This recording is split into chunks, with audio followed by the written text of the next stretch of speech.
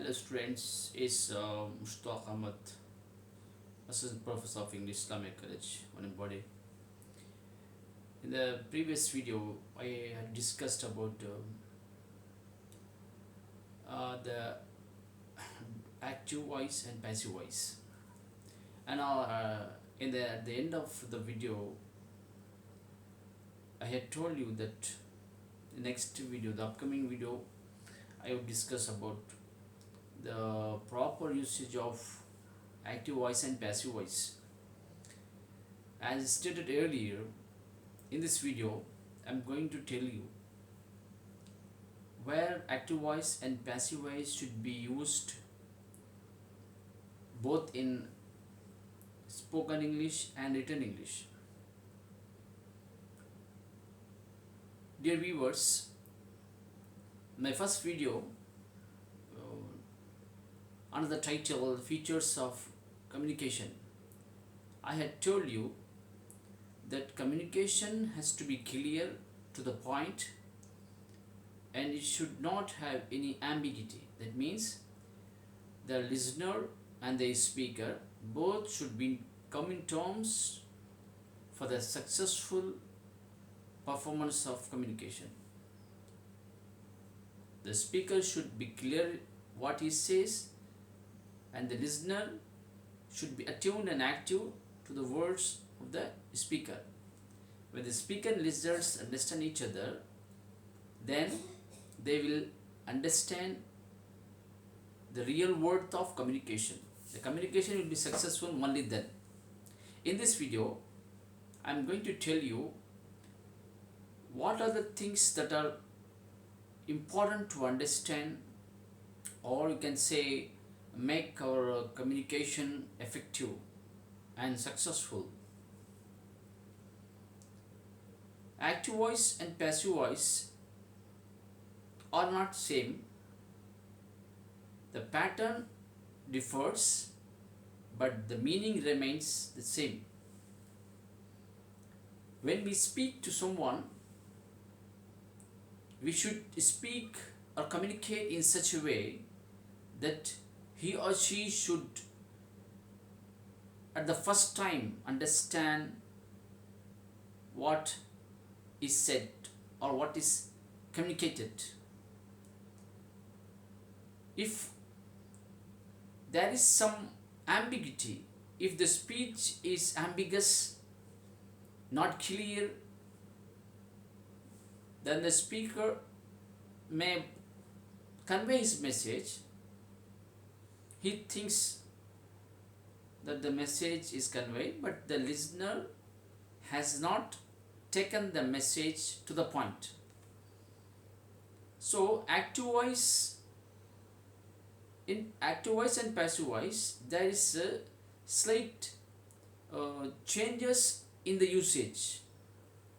In short, active voice should be used in spoken English for better communication, and passive voice, to my view and to the code of conduct of spoken English, should not be used in communication. For example, should not be used in the sense we should avoid using passive form in communication with someone, because it confuses the listener to understand our point. Let me explain you that. If I say he caught the fish, for example, this is active voice. When I am speaking to someone, I just inform, I convey a message. He caught a fish. The matter is clear. The information is conveyed, and there is no problem in understanding. I given the statement, I given information. Okay.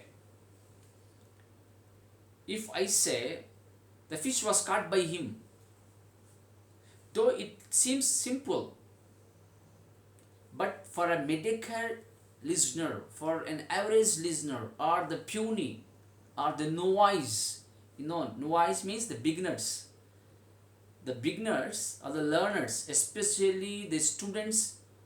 When I speak in passive form, the students may not understand. Generally, it creates some confusion. Yes, in written English, it gives importance. It strengthens the sentence. Let me clear you further, give you more clarification on this. If I say he caught a fish, the message is conveyed, there is no problem. If I say the fish was caught by him, it creates some confusion. At the same time, during writing in written English, passive form is more effective than active voice.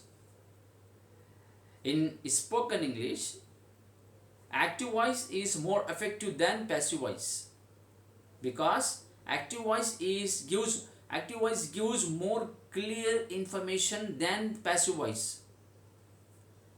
But in written form, in written English, active voice is less important than passive voice. Means passive voice is more effective in written form. Let me explain you. When I say he caught a fish, if I write, the reader will read, okay, he gets the information, no problem, he understands. But when I write, the fish was caught by him, there is some focus on something. For example, fish. He caught the fish. He caught a fish, okay. The fish was caught by him. Here, there is some focus on an object, fish. He was caught by the police.